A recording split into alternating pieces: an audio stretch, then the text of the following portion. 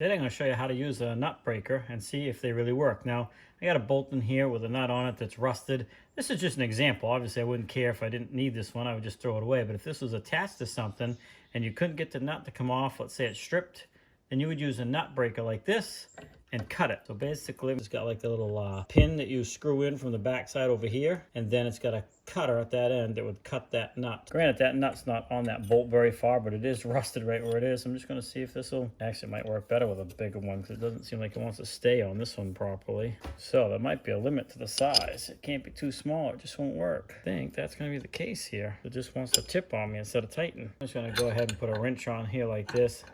Hopefully that'll stop that from tipping. I can go ahead and tighten this side. Hopefully it cracks that nut. Well, that didn't work. It did crush the nut a little bit, but it basically just popped it off the bolt. So, poor example, we're going to try with a much bigger nut.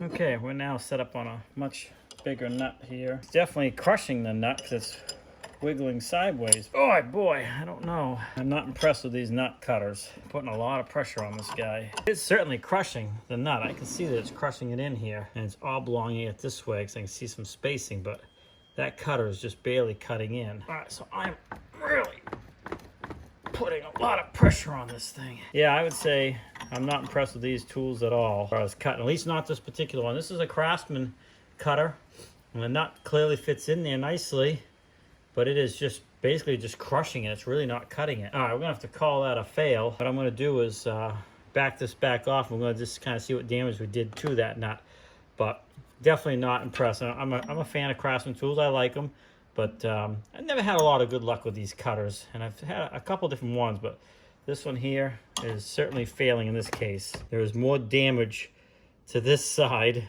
than it is the side that was cutting it. Now, granted, if I was up and down, it would have less stuff to cut, but let's be real. This thing was not going to cut that very easy at all.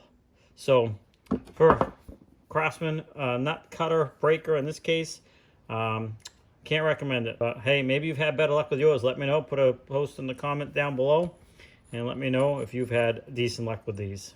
Thanks for swinging by Shane's Main Shop. Please like, subscribe, comment, come back often for more videos. If you like tools, this is the place to be. Have a great day, and we'll see you next time.